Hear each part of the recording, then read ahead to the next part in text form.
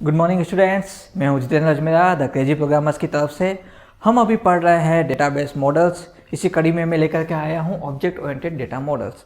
देखिए, हमने 4 तरह के डेटा मॉडल्स के बारे में पढ़ा है, उसमें ये सबसे लास्ट में मैं लेकर आया हूं। उसके पीछे एक रीज़न है कि ऑब्जेक्ट ओरिएंटेड डेटा मॉडल कोई डेटा मॉडल नहीं है, ये एक अप्रोच है। ओके, अब अप्रोच क्या होती है मैं समझाता हूँ। कंस्ट्रक्शन वर्क, बिल्डिंग बनानी है, हमको पता है कैसे बनती है, ईंट, सीमेंट, प्लास्टर, कलर करना, इस तरह से बिल्डिंग बनता है। लेकिन अलग अलग अप्रोच कैसे, जापानी तरीके से, चाइनीज़ तरीके से, इंडियन तरीके से या यूएस तरीके से, किस तरह से आप घर बनाना चाह रहे हो, तो ये अप्रोच होती है। क्योंकि हर एक का स्ट्रक्चर डिज़ाइन अलग अलग हो जाएगा, काम आने वाले मटेरियल थोड़े से बदल जाएंगे। जापानी स्ट्रक्चर होगा तो लकड़ी ज़्यादा काम में आएगी, और अगर इंडियन स्ट्रक्चर होगा तो कम्प्लीटली ही हम जो है हार्ड मटेरियल्स काम में लेते हैं, पूरे ही सीमेंट, स्टोन और ईंट, और जब हम ये चीज़ ज़्यादा काम में लेते हैं, हम वुड का कम से कम इस्तेमाल करते करो में। तो ये अलग अलग अप्रोच है। उसी तरह से रिलेशनल डेटाबेस मॉडल्स के अंदर जो हमने इससे पहले वाले वीडियो में पढ़ा था, तो उसमें ऑब्जेक्ट ओरिएंटेड अप्रोच अप्लाई की जाती है। अब ये अप्रोच क्या होती है मैं आपको समझाने की कोशिश करूंगा। उसके लिए बस आपको ये समझना है कि कंप्यूटर की लैंग्वेज में ऑब्जेक्ट ओरिएंटेड प्रोग्रामिंग का मतलब क्या होता है, ऑब्जेक्ट क्या होता है, कैसे वर्क करता है, मैं कोशिश करूंगा इस वीडियो में आपको समझाने की। तो सीधा शुरू करते हैं। रियल वर्ल्ड में कोई भी चीज़ जो ऑब्जेक्ट है वो कंप्यूटर के लिए भी ऑब्जेक्ट है। मेरे लिए मार्कर एक ऑब्जेक्ट है रियल वर्ल्ड में, कंप्यूटर के लिए भी एक ऑब्जेक्ट है। रियल वर्ल्ड में मेरा मोबाइल मेरे लिए ऑब्जेक्ट है, कंप्यूटर के लिए भी वो एक ऑब्जेक्ट है। यानी हर वो चीज़ जो रियल वर्ल्ड में एग्जिस्ट करती है वो एक ऑब्जेक्ट है, कंप्यूटर उनको एज ए ऑब्जेक्ट की तरह ही लेता है। हर ऑब्जेक्ट की कुछ फंक्शंस होते हैं या कुछ उसकी स्पेसिफिकेशंस होती है। बात करें मोबाइल की, तो मोबाइल के फंक्शन क्या होते हैं, फ़ोटो वीडियोज़ लेना, नेट एक्सेस करना, कॉलिंग करना, एंड देन उसके बाद में वीडियो चैट करना या फिर व्हाट्सएप के थ्रू एसएमएस करना, ये उसके फंक्शंस हैं। स्पेसिफिकेशन, स्क्रीन साइज, प्रोसेसर, उसका बैटरी लाइफ, उसका स्क्रीन रिजोल्यूशन, उसका कैमरा कितना है, उसके स्पेसिफिकेशंस हैं। तो हर ऑब्जेक्ट के कुछ फंक्शन और कुछ स्पेसिफिकेशंस होते हैं। तो ऑब्जेक्ट्स, वापस मैं रिपीट कर रहा हूँ, रियल वर्ल्ड में मौजूद कोई भी चीज़, कोई भी ऑब्जेक्ट कंप्यूटर के लिए भी ऑब्जेक्ट ही है, और कंप्यूटर उनको उनके फंक्शंस और स्पेसिफिकेशंस के हिसाब से आइडेंटिफाई करता है। ओके, तो अभी ऑब्जेक्ट्स को कंप्यूटर कंसीडर कैसे करता है, तो कंप्यूटर क्या करता है, ऑब्जेक्ट्स को क्लास में कन्वर्ट करके रखता है। कैसे, मैं एक बात करता हूँ, मोबाइल में अगर हम बोले मोबाइल लेना है तो हम क्या सोचेंगे, कौन सी कंपनी का लेना है, स्क्रीन साइज क्या लेना है, स्मार्टफोन लेना है, सिंपल फ़ोन लेना है, कैमरा कैसा चाहिए, यानी कि सबसे पहले हमने क्या सोचा, मोबाइल। तो बस वही चीज़ है। ऑब्जेक्ट की जब भी बात आती है तो कंप्यूटर सबसे पहले क्लास को कंसीडर करता है कि ये जो ऑब्जेक्ट है वो किस क्लास से आया है, किस कैटेगरी से आया है। ठीक है, तो मोबाइल इसके लिए एक क्लास हो गई कंप्यूटर के लिए। जब भी हम नाम लेंगे मोबाइल तो कंप्यूटर के लिए वो क्लास हो गई, उसमें मौजूद सारे मोबाइल उसके लिए ऑब्जेक्ट है। एग्जाम्पल के मोबाइल क्लास है तो उसके अंदर सैमसंग के फ़ोन भी आएंगे, नोकिया के भी आएंगे, वीवो के भी आएंगे, रेडमी के भी आएंगे, they are so many company, Lava के भी आएंगे, बहुत सारी कंपनीज है। उसी तरह से उनको उनके फंक्शन के हिसाब से भी बांट दिया जाएगा, स्मार्टफोन है कि कीपैड फ़ोन है, उनके फीचर्स क्या है हिसाब से, लेकिन ये सब आएंगे मोबाइल क्लास के अंदर। अब हम उस क्लास में गए तो देखा डिफरेंट टाइप्स ऑफ मोबाइल्स बैठे हुए हैं, different type of mobiles available है। तो इनमें से हर एक मोबाइल कंप्यूटर के लिए एक ऑब्जेक्ट है। तो अब मैं उम्मीद करता हूँ आप समझ चुके होंगे कि क्लास क्या होती है और ऑब्जेक्ट क्या होता है। मल्टीपल एक ही जैसे ऑब्जेक्ट्स को मिला करके वो क्लास बनती है, और उस क्लास में मल्टीपल ऑब्जेक्ट होंगे। जैसा कि मैंने बोला, क्लास और ऑब्जेक्ट आपको समझ में आ गया होगा। ठीक है, मल्टीपल जो रियल वर्ल्ड के ऑब्जेक्ट्स हैं वो कंप्यूटर के लिए भी ऑब्जेक्ट है, बट कंप्यूटर उन्हें कैटेगरी वाइज अलग अलग करके देखता है। मोबाइल्स को अलग देखेगा, ह्यूमंस को अलग देखेगा, व्हीकल्स को अलग देखेगा, तो वो कैटेगरी बना देता है। हर कैटेगरी के अंदर मौजूद मल्टीपल चीज़ें आपस के ऑब्जेक्ट है। ठीक है, तो मुझे लगता है यहाँ तक क्लियर है। अब हम थोड़ा सा आगे बढ़ते हैं, नेक्स्ट पॉइंट की बात करते हैं, वो है इनहेरिटेंस। ये भी एक कंसेप्ट है। अब इनहेरिटेंस का मतलब क्या होता है कि जब भी जैसे एक बच्चा जो होता है वो अपने पेरेंट्स की प्रॉपर्टीज साथ लेकर के आता है। जैसे कि हम कहते हैं ना कि भाई इसकी लुक्स जो है मदर जैसे है, इसके हेयर स्टाइल इसका फादर जैसा है, इसका बिहेवियर इसके फादर या मदर जैसा है। ठीक है, इट मीन्स कि उस बच्चे ने अपने पेरेंट्स से उनकी प्रॉपर्टीज एक्वायर कर ली, अपने अंदर ले ली है। ठीक है, इस चीज़ को इनहेरिटेंस बोला जाता है। जैसे हम मोबाइल के एग्जांपल में चाहे तो मोबाइल के एग्जांपल से ही समझाता हूँ। सबसे स्टार्टिंग में लैंडलाइन फ़ोन्स थे, उनका फंक्शन क्या होता था, कीपैड डायल किया या बाद में कीपैड जो आ गया वो डायल किया, फ़ोन लगाया, यानी कि ये बेसिक फंक्शन था। अभी अगर भले स्मार्टफोन आ चुके हैं पर उन्होंने ये प्रॉपर्टी तो अपने पेरेंट मॉडल से ही एक्वायर करी ना, वहाँ से ली है कि भाई कीपैड डायल करके नंबर लगा करके कॉल करना है, भले हम बोल के करें नंबर डायल्स पर, नंबर तो डायल हो ही रहे। तो ये बेसिक प्रॉपर्टी है जो उन्होंने अपने पेरेंटल मॉडल से एक्वायर करी है। इस कंसेप्ट को बोला जाता है इनहेरिटेंस। यानी कि जब भी किसी ऑब्जेक्ट से कोई दूसरा सब जो ऑब्जेक्ट बना दिया जाए या किसी ऑब्जेक्ट से छोटे छोटे ऑब्जेक्ट्स बना दिए जाए तो उन सारे ऑब्जेक्ट्स में भी मेन ऑब्जेक्ट की प्रॉपर्टीज एज इट इज जाती है। इसको बोलते हैं इनहेरिटेंस। ठीक है, अब थोड़ा सा हम आगे बढ़ते हैं, बात करते हैं हम एनकैप्सुलेशन की। ये अब एक अगला कंसेप्ट है।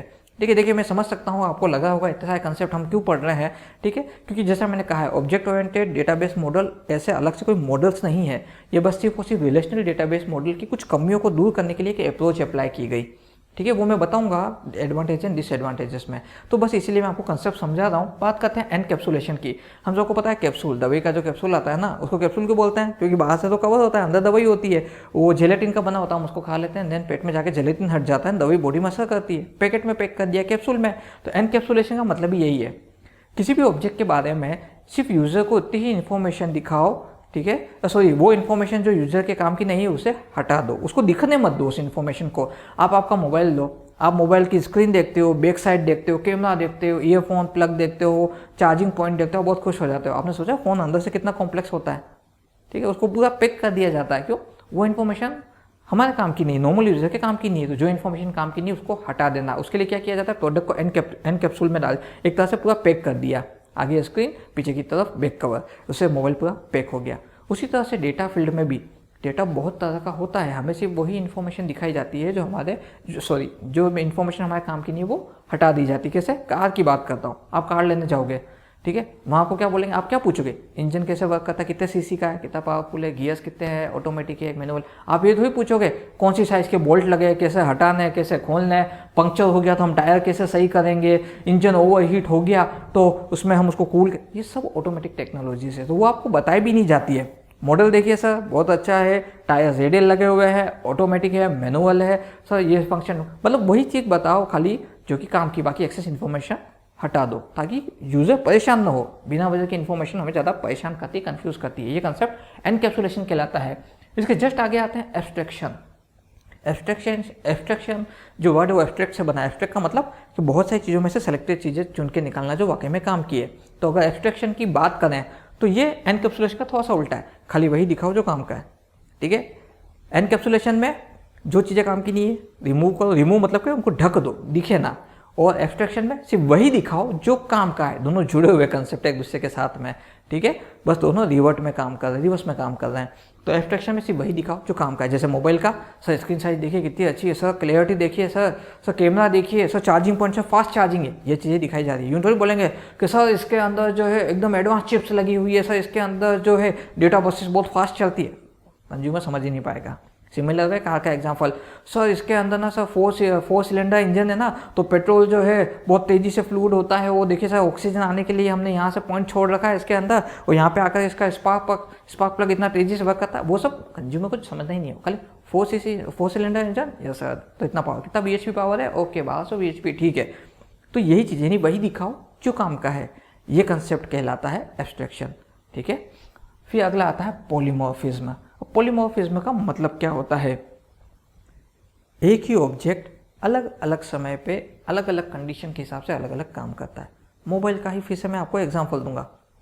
मोबाइल में साइड में बटन होता है, उसको दबाएंगे मोबाइल ऑन हो जाएगा, लेकिन जब उसी बटन का वापस दबाएंगे मोबाइल ऑफ हो जाएगा।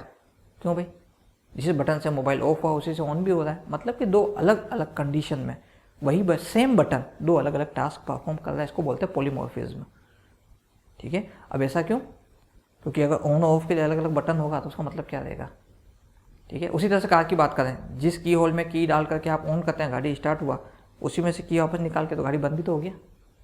और आजकल तो एडवांस व्हीकल्स आ रहे हैं, आप गाड़ी में की लगाने के बाद में भी गाड़ी स्टार्ट नहीं होगा, आपको थंब से एक बटन प्रेस करना है या फिर थंब आपको जो है वहाँ पे फिंगरप्रिंट देना है, उससे गाड़ी स्टार्ट होगा। लेकिन बंद करने के लिए भी वापस वही फिंगरप्रिंट या वापस वही बटन काम में आएगा, सेम बटन। तो ये कंसेप्ट पॉलीमॉर्फिज्म कहलाता है। ऐसा क्यों किया जाता है पॉलीमॉर्फिज्म, कि भाई अगर हर काम के लिए अलग अलग ऑब्जेक्ट ऐड किए जाने लगे तो उससे बहुत सारे ऑब्जेक्ट्स हो जाएंगे, तो एक ही ऑब्जेक्ट से मल्टीपल काम करवाए जाते हैं, ठीक है, ताकि टेक्नोलॉजी जो है एडवांस हो सके। तो अब इन चारों कंसेप्ट को मैं वापस एक बार शॉर्ट में रिपीट कर रहा हूँ, तो ध्यान दीजिएगा।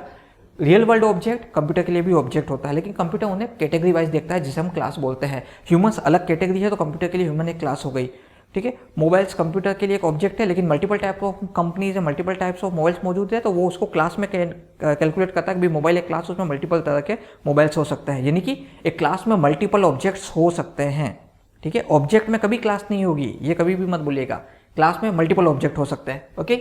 इनहेरिटेंस, अपने पेरेंटल ऑब्जेक्ट से जिस मेन ऑब्जेक्ट को कॉपी करके आप जो दूसरा ऑब्जेक्ट हमने बनाया है वो अपने पेरेंटल ऑब्जेक्ट की प्रॉपर्टीज़ को एक्वायर करता है, उनसे वो प्रॉपर्टीज ले लेता है, ठीक है। एनकैप्सुलेशन, अनवांटेड इन्फॉर्मेशन हटा दो, उससे कस्टमर को, कंज्यूमर को होने वाली या फिर यूज़र को जो है एक्सेस कन्फ्यूजन से उसको छुटकारा मिल जाएगा। एब्स्ट्रैक्शन, खाली वही इन्फॉर्मेशन दिखाओ जो काम की है, बाकी इन्फॉर्मेशन मत दिखाओ। प्रोग्रामर के लिए प्रोग्रामिंग ठीक है, लेकिन यूज़र के लिए खाली लेआउट चलता है, लेआउट ही उसको समझ में आएगा। पॉलीमॉर्फिज्म, एक ही ऑब्जेक्ट से अलग अलग कंडीशन में अलग अलग टास्क परफॉर्म करवाना। ओके, ये जो है कुछ बेसिक कंसेप्ट्स हैं ऑब्जेक्ट ओरिएंटेड डेटा मॉडल के या फिर ऑब्जेक्ट ओरिएंटेड प्रोग्रामिंग के। जब हम इन्हीं कंसेप्ट्स को रिलेशनल डेटाबेस मॉडल में अप्लाई कर देते हैं तो वो ऑब्जेक्ट ओरिएंटेड अप्रोच या फिर ऑब्जेक्ट ओरिएंटेड डेटा मॉडल कहलाता है। आप इसे ऐसा भी बोल सकते हैं, object oriented approached relational database model, ये पूरा नाम है, या फिर ऑब्जेक्ट ओरिएंटेड डेटा मॉडल। लेकिन अलग से खाली ऑब्जेक्ट ओरिएंटेड डेटा मॉडल कुछ नहीं होता, क्योंकि ऑब्जेक्ट ओरिएंटेड कुछ कंसेप्ट्स को मिला करके बना है। ठीक है, अब फिर आप बोलेंगे तो सर ये अलग से मॉडल कैसे हुआ, आप अलग से पढ़ाई क्यों रहे हो? तो मैं आपको समझाता हूँ। हम सब फंक्शंस वगैरह में जाते हैं, मेरिज फंक्शंस वगैरह में, आपने वहाँ देखा आजकल एक नया चलन चला है, सेल्फी कॉर्नर। एक बड़ी सी फ्रेम या कुछ जैसे लगा दी जाती है, सब जा जाकर उसमें फ़ोटो खिंचाते हैं। अब आप सोचिए, फ्रेम एक ही है, उसमें 10 जने अलग अलग फ़ोटो खिंचा रहे हैं। ठीक है, तो जब मैं उन फोटो से देखूंगा कि ऐसा भी आने वाले लोग तो अलग अलग है, फ्रेम एक ही है। ठीक है, ये कंसेप्ट ऑब्जेक्ट ओरिएंटेड कहलाता है। कैसे? डेटाबेस की जब बात करें, ठीक है, डेटाबेस के अंदर जैसे कि आपका सबसे बेस्ट एग्जांपल होता है आपके एटीएम का, कीपैड भी वही, इनपुट कार्ड इनपुट भी वही, डिस्प्ले भी वही, सब कुछ है, लेकिन हर बार कार्ड डालने पे इन्फॉर्मेशन अलग अलग शो होती है। ठीक है, क्यों? जैसे आपने आपका कार्ड डाला, आपके नाम की फाइल जो है वो पूरी जो है डीबीएमएस के थ्रू एक्सेस होगी एंड देन वो आपको डिस्प्ले में दिखेगी। मतलब आप समझे, हर एक ऑब्जेक्ट की अलग अलग फाइल बन जाएगी, लेकिन उनको जब डिस्प्ले करवाया जाता है यूज़र के सामने तो वहाँ पे डिस्प्ले यूनिट एक जैसा ही रहता है, इवन हार्डवेयर हो या सॉफ्टवेयर हो। अब इसका सबसे बड़ा बेनिफिट क्या है कि आपको अलग से सिर्फ डेटाबेसेस ही लाने हैं, लेकिन जो मैनेजमेंट सिस्टम है वो एक ही रहेगा और उन सारे डेटाबेस को सपोर्ट करेगा। ठीक है, और मैं इसको सिंपल करूँ, रिलेशनल डेटाबेस मॉडल वक्त के साथ अपडेट होते रहते हैं, बदलते रहते हैं। ठीक है, कोई भी नया फंक्शन मैंने ऐड किया रिलेशनल डेटाबेस मॉडल में कि भाई इसके अंदर पहले सैलरी, ठीक है, देन उसके बाद में आईडी, नेम, एड्रेस, सैलरी था। अब मैं बोलूँ भाई मुझे इसके अंदर जो है इसकी एज भी डालनी है, तो आप रिलेशनल डेटाबेस में चेंजेस करोगे। ठीक है, तो वो एक तरह से पूरा नया रिलेशनल डेटाबेस मॉडल बन गया। लेकिन ऑब्जेक्ट ओरिएंटेड में मैनेजमेंट प्रोग्राम बिल्कुल अलग था और डेटाबेस बिल्कुल अलग है, तो आपने बस खाली इसमें मैनेजमेंट प्रोग्राम में एक फंक्शन ऐड कर दिया एज का। ठीक है, और फाइल्स में आपने डेटा डायरेक्ट चढ़ा दिया, तो ऑटोमेटिक जैसे आप उस ऑब्जेक्ट फाइल को अपलोड करोगे डिस्प्ले सिस्टम में तो वहाँ पे आपको एज भी दिखेगा। ठीक है, ये बिल्कुल ऐसा है कि एक पुराने टाइम पे जो फोटो एल्बम्स चलती थी वो ट्रांसपेरेंट होती थी, हम फोटो लेके उसके अंदर डाल देते थे, तो वो जो फाइल हमने, वो फोटो हमने उस कवर के अंदर डाला है, ठीक है, उस एल्बम के अंदर, तो ये फोटो लगाने का जो प्रोसेस है, ये है फोटो है हमारा ऑब्जेक्ट, हमारी फाइल। और वो जो डिस्प्ले जो था, वो जो ट्रांसपेरेंट जो फोल्डर्स होते थे जिसमें फोटो लगाते थे, वो हो गया हमारा मैनेजमेंट सिस्टम। ठीक है, सो रिलेशनल डेटाबेस मॉडल के अंदर जब ऑब्जेक्ट ओरिएंटेड अप्रोच अप्लाई कर दी जाती है तो ऑब्जेक्ट ओरिएंटेड डेटाबेस मॉडल्स बन जाता है। ठीक है, यही है इसके बारे में। एडिशनल इससे ज़्यादा अगर मैं आपको समझाने की कोशिश भी करूँ तो वो उसके पूरे अलग सब्जेक्ट में आएगा, वो यहाँ पे जरूरी नहीं है। ठीक है, अब बात करते हैं ऑब्जेक्ट ओरिएंटेड डेटाबेस मॉडल के एडवांटेजेस और डिसएडवांटेजेस की। देखिए, जैसे मैंने बताया, सबसे पहला एडवांटेज जो है ऑब्जेक्ट ओरिएंटेड डेटाबेस मॉडल का, इसका एडवांटेज ये है कि आपको बार बार मैनेजमेंट सिस्टम को अपडेट नहीं करना पड़ता, बस आपको फाइल सिस्टम में जो भी चेंजेस है वो करने हैं। ठीक है, अब इससे काम क्या आसान हो गया, मैं बता देता हूँ। अगर आप सिर्फ इन्फॉर्मेशन बेस्ड सिस्टम बना रहे हैं, ठीक है, जैसे कि ऑब्जेक्ट ओरिएंटेड डेटा मॉडल, तो आपको इन्फॉर्मेशन में अपडेट करना हो, इधर खाली एक कॉलम ही ऐड करना था, यानी इधर प्रोग्रामिंग में बहुत माइनर चेंज है, और उधर खाली आपको डेटा इंसर्ट करना है। जबकि रिलेशनल डेटाबेस मॉडल में क्या होता था कि वहाँ पे आपको जो भी आपने कोई भी नया चीज़ अपडेट करी तो उसके अकॉर्डिंग पूरे रिलेशन, पूरे डेटाबेस के अंदर चेंज हो जाएगा। ठीक है, सबसे बड़ा डिफरेंस ही अगर दोनों में हम बात ही यही करें तो रिलेशनल डेटाबेस मॉडल में मैनेजमेंट प्रोग्राम्स प्लस डेटाबेस एक साथ कंबाइंड होकर सिंगल यूनिट की तरह वर्क करते हैं, लेकिन ऑब्जेक्ट ओरिएंटेड प्रोग्रामिंग के अंदर मैनेजमेंट प्रोग्राम बिल्कुल अलग है, उसमें फाइल्स प्लॉट करी जाती है। बात आप जिस तरह की फाइल डालेंगे वो उसके ऑब्जेक्ट्स, वो उसके जो अंदर जो भी उसके अंदर डेटा है उस डेटा को अपने की फील्ड के हिसाब से दिखा देगा। ठीक है, अगर मैं इसको एग्जांपल दूं, आईडी, नेम, एज, एड्रेस, ये रिलेशनल डेटाबेस मॉडल में है। अगर मैं वहाँ पे जो है क्या बोलते हैं उसका प्रोफेशन ऐड करना चाहता हूँ तो पूरे डेटाबेस में अप्लाई होगा, लेकिन ऑब्जेक्ट ओरिएंटेड में सिर्फ कोडिंग में जाकर के प्रोफेशन नाम का कॉलम ऐड कर दिया और यहाँ पे हर एक की फाइल के अंदर में डेटा डालता गया। ठीक है, सबसे बड़ा जो एडवांटेज है ऑब्जेक्ट ओरिएंटेड का कि इसको इजीली मॉडिफाई किया जा सकता है। ठीक है, इसकी अप्रोच बहुत फास्ट हो जाएगी, प्लस इसकी लाइफ काफ़ी लॉन्ग होती है। एक बार अगर आप सॉफ्टवेयर को यूज़ करते हैं तो आपको उसको बार बार जल्दी जल्दी अपडेट करने की ज़रूरत नहीं पड़ेगी, ये इसका सबसे बड़ा एडवांटेज है। दूसरा एडवांटेज, जो ये सारे कंसेप्ट्स हैं, यानी कि यूजर को मल्टीपल डेटा में से भी वही दिखेगा जो देखना चाह रहा है। अगर आपने कभी ऑनलाइन फॉर्म भरे होंगे तो वहाँ पे अक्सर ऑप्शन आते हैं, जैसे कि आर यू मैरिड, अगर आप वहाँ पे नो कर देते हैं तो नीचे के कुछ कॉलम्स हट जाएंगे। कैसे? स्पाउस नेम, वो हट गया क्योंकि वो आपके काम का नहीं है। लेकिन अगर वहाँ पे मैरिड में यस करते हैं तो नीचे आएगा स्पाउस नेम, जो पहले नहीं दिख रहा था। यस नो आप करेंगे, उसके बाद नीचे कॉलम्स दिखेंगे या फिर हट जाएंगे।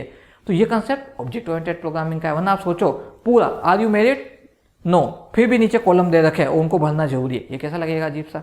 ठीक है, सो इसीलिए तो इन कंसेप्ट को यूज करके उन फॉर्म्स को ईजी किया गया। ठीक है, अब बात करें पॉलीमॉर्फिज्म की, वो होता है ना एक एड्रेस का, आपने देखा होगा, हम एड्रेस भरते हैं, कम्युनिकेशन एड्रेस, फिर नीचे होता है परमानेंट एड्रेस, और एक लाइन लिखी होती है, if your communication address is same as permanent address click this button. यानी कि कम्युनिकेशन एड्रेस और परमानेंट एड्रेस एक ही है तो ये बटन दबाओ। वो बटन जैसे हम दबाते हैं ऊपर का एड्रेस यूं कॉपी हो जाता है। वो कंसेप्ट क्या है? वो पॉलीमॉर्फिज्म है, यूं कहीं ऊपर कॉपी हुआ है।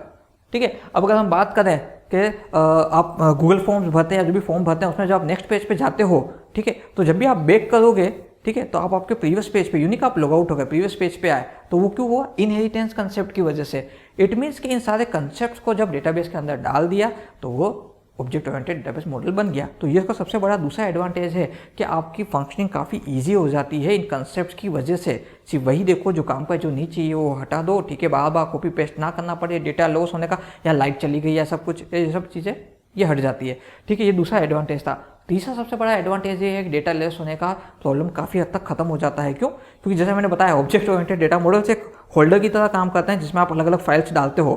तो जब वो मैनेजमेंट सिस्टम बाकी फाइल से कनेक्टेड नहीं है, वो खाली तभी कनेक्ट होता है जब वहाँ पे उसको कभी ये वाला डेटा दिखाओ तो बाकी फाइल सेपरेट पड़ी हुई है, तो डेटा लेस होने का चांसेस बहुत रेयर हो जाता है। ठीक है, और इसके इसी फंक्शंस की वजह से सिक्योरिटी काफ़ी हाई हो जाती है। ये कुछ एडवांटेजेस है। अब मैं डिसएडवांटेज की बात करता हूँ जो मुझे नहीं लगता अलग से बताने की जरूरत है। सिर्फ एक मॉडल को समझने के लिए आपको इतने कंसेप्ट समझने पड़े तो आप सोचिए प्रोग्रामर्स के साथ क्या होता होगा। तो ये सबसे बड़ा डिसएडवांटेजेस है, very complex and very tough. Even you can't easily explain the concepts. ठीक है, सो ये इसका सबसे बड़ा डिसएडवांटेज है, काफ़ी कॉम्प्लेक्स है, मेंटेनेंस में काफ़ी टफ है। ठीक है, दूसरा डिसएडवांटेज ये है कि जो कि इसकी जो अप्रोच है डायरेक्ट पॉइंटिंग वाली अप्रोच, कभी ये फाइल ये फाइल ये फाइल, तो इसकी वजह से क्या है कि ये काफ़ी बड़ा जो लार्ज डेटा उसको सपोर्ट तो करता है लेकिन उनके बीच में इंटरलिंक्स क्रिएट नहीं कर पाता, इन्हीं सब फाइलें सेपरेट है। ठीक है, ये उसका एक डिसएडवांटेज है। ठीक है, तो ऑब्जेक्ट ओरिएंटेड आज के टाइम की डिमांड है भी और नहीं भी। ठीक है, इसीलिए इसको रिलेशनल डेटाबेस मॉडल के साथ कंबाइंड कर दिया गया है। तो अगर आप ये बात करें कि सर आपने इसका डायग्राम नहीं बताया, तो दिखने में ऑब्जेक्ट ओरिएंटेड डेटाबेस मॉडल बिल्कुल रिलेशनल डेटाबेस मॉडल की तरह टेबल व्यूअर फॉर्म में ही दिखेंगे। बस ये एक टेक्निक है जो उस पर अप्लाई की गई है। ठीक है, मैं उम्मीद करता हूँ कि ऑब्जेक्ट ओरिएंटेड डेटा मॉडल्स ये आपको अच्छे से समझ में आ गया होगा। फिर भी अगर आपको कोई भी क्वेरी है, आप कुछ वो जानना चाह रहे हैं, कोई भी सजेशन है, कोई भी फीडबैक है, हमें कमेंट बॉक्स में लिख करके बताएं। हमें आपके कमेंट्स का इंतज़ार रहेगा। इस चैनल को सब्सक्राइब करें। अगर आप और इसी तरह के वीडियोस देखना चाह रहे हैं, चैनल को लाइक कीजिए ताकि हमें मोटिवेशन मिलता रहे। और इसी वीडियो के नीचे डिस्क्रिप्शन बॉक्स में ये सारे नोट्स का हमने लिंक डाल रखा है ताकि आप वहाँ से उन नोट्स को लेकर के पढ़ सकें। ओके, आज के लिए बस इतना ही। केजी प्रोग्रामर्स की तरफ से जितेंद्र अजमेरा का आप सभी का गुड बाय।